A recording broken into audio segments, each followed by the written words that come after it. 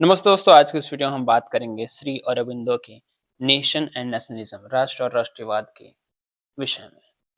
ये MA political science की paper number 2 Indian political thought, भारतीय राजनीतिक विचार का चैप्टर नंबर 6 है। आज के इस वीडियो में हम इन सब चीजों के बारे में चर्चा करेंगे। ये देखिए, चैप्टर की रूपरेखा कुछ इस प्रकार से रहेगी और है थोड़ा इतनी सारी चीजों पर आज हम चर्चा करेंगे और लास्ट में 5 एमसीक्यू और 5 ऑनलाइन क्वेश्चन भी देखेंगे। चलिए स्टार्ट करते हैं हम इंट्रोडक्शन से। इंट्रोडक्शन। देखिए, श्री अरबिंदो का जन्म 1872 में हुआ था और कब तक रही है? 1950 तक। Was a philosopher, evolutionary, nationalist, poet and spiritual thinker, educated in England. ठीक है। एक्सट्रीमिस्ट फेस, ये एक्टिव लीडर थे। एक्सट्रीमिस्ट फेस यानी कि जो गरम दल थे। After 1910 he withdrew from active politics and devoted his life to spiritual philosophy। इन्होंने 1910 के बाद स्पिरिचुअल फिलॉसफी का रास्ता अपनाया while continuing to influence nationalist thought। ठीक है, लेकिन इनके पॉलिटिकल थॉट क्या क्या थे उसको हम लोग देखते हैं। देखिए, Shri Aurobindo view the nation as living spiritual entity. Shri Aurobindo जो थे वो देश को एक लिविंग एंटिटी के तौर पर देखते थे, ना कि एक ज्योग्राफिकल या पॉलिटिकल एंटिटी के तौर पर। ये एक जीवित तौर पर देखते थे। Nationality, in his view, arise from a shared culture, spiritual and historical consciousness. He regarded India as divine entity। Bharat को divine entity कहते थे, यानी कि शक्ति, with a special mission for humanity। Concept of complete Swaraj। Sri Aurobindo was one of the earliest thinker to demand complete independence। ये कुछ शुरुआती दौर के ही प्रसिद्ध लोगों में से थे जो पूर्ण स्वराज, कंप्लीट इंडिपेंडेंस की मांग करते थे।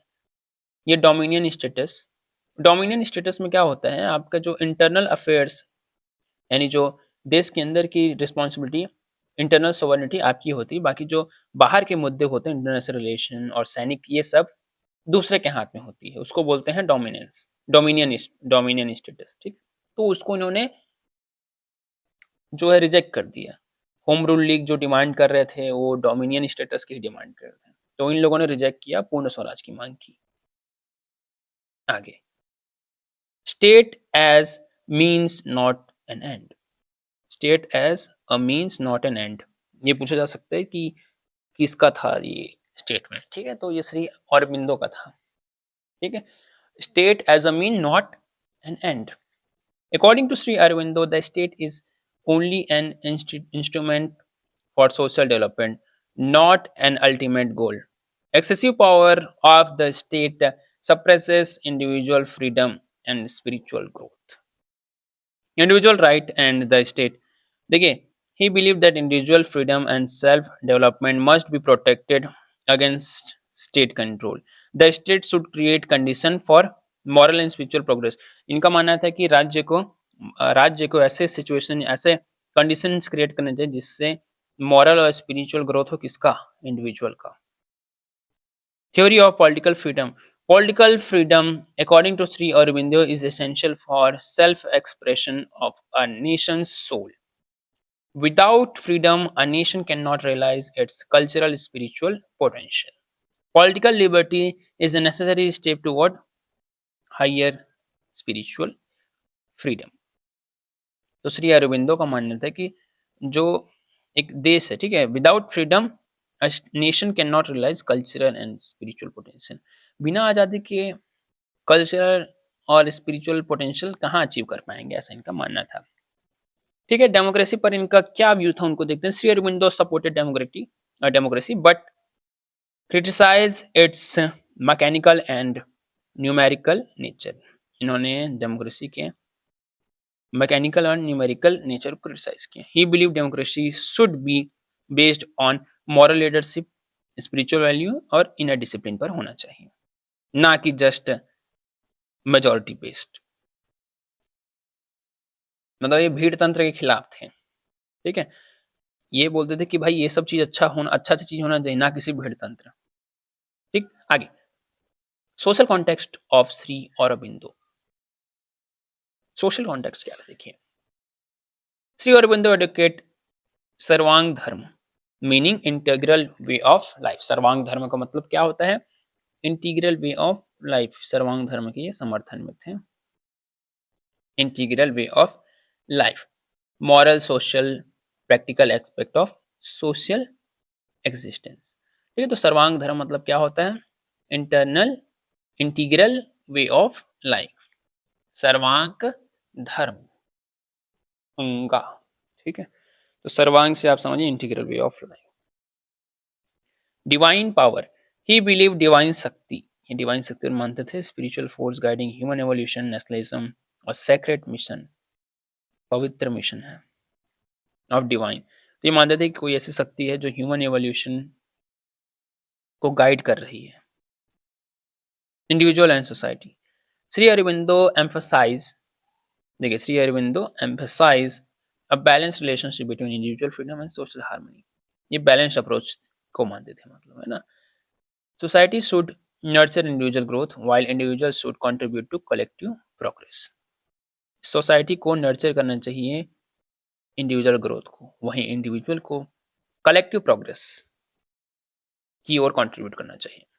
National education, he strongly supported national education rooted in Indian culture and spirituality, while also incorporating modern society and knowledge. Education should develop character, education character build होना चाहिए, बिल्ड करना चाहिए, इंटेलेक्ट बिल्ड करना चाहिए और स्पिरिचुअल अवेयरनेस देना चाहिए। ठीक है, चलिए अब हम वाले क्वेश्चन करते हैं इसके। उससे पहले ये देख लें क्या समरी है। समरी देख लेते हैं पहले। Shri अरबिंदोस political thought present unique synthesis of nationalism and spirituality, nationalism और spirituality। he viewed nation as a spiritual organism, living entity मानते हैं। ठीक है, कौन? Shri Aurobindo. Shri Aurobindo living entity demand complete independence, limited the role of state and emphasized integral human development.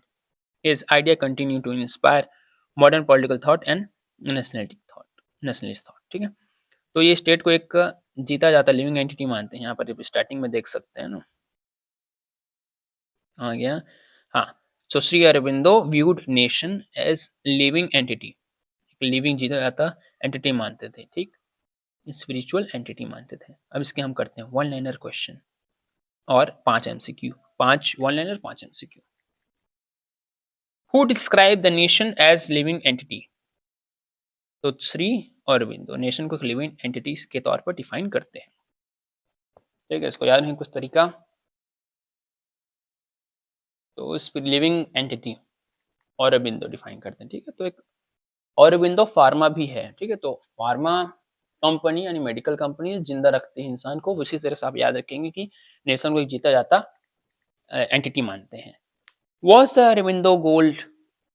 What was Sri Aurobindo's goal of nationalism? तो इनका गोल क्या था? Complete Swaraj. How did Aurobindo view a state as a mean, not an end? इस तरह से विचारधारा था इनका, व्यू ऐसा था।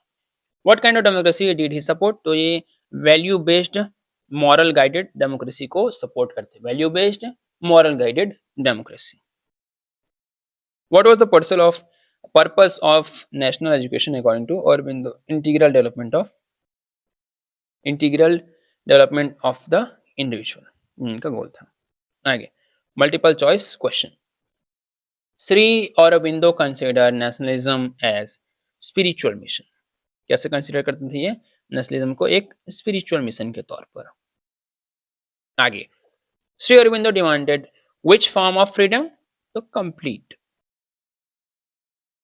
ठीक है, आगे according to Shri Aurobindo the state should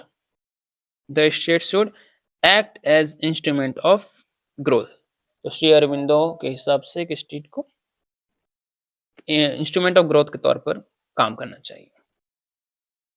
आगे Shri Aurobindo criticise democracy mainly for, क्योंकि वो मटेरियलिस्ट था। ठीक है, मैकेनिकल था और न्यूमेरिकल था। आगे सर्वांग धर्म refers to integral way of life. Okay, that is it for this video. Next video हम नेक्स्ट चैप्टर की बात करेंगे। धन्यवाद।